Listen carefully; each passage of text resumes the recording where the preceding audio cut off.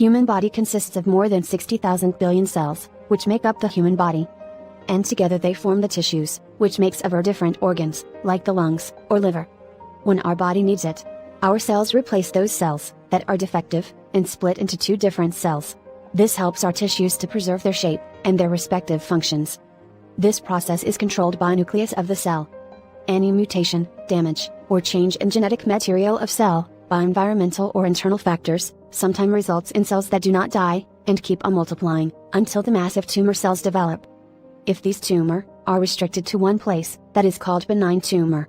This tumor, however, only becomes really dangerous when these cancerous cells begin to invade into the adjacent areas through the circulatory system and lymphatic system, thereby establishing colonies in different parts of the body, which leads to death.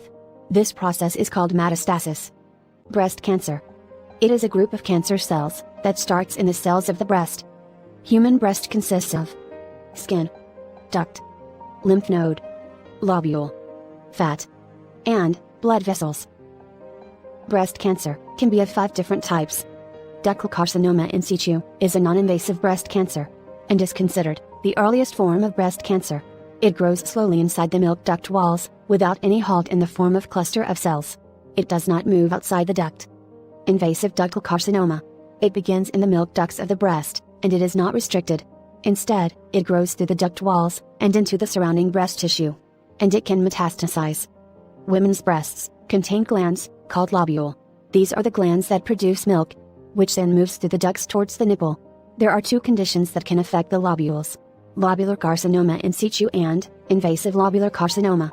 Lobular carcinoma in situ results in the presence of abnormal growth of the cells inside the milk-producing glands of the breasts. However, if the tumor continues to grow, it moves outside through the wall of the lobule, and begins to invade the surrounding tissues of the breast. This is called invasive lobular carcinoma. It is sometimes called infiltrating lobular carcinoma, and it is the second most common type of breast cancer after invasive ductal carcinoma.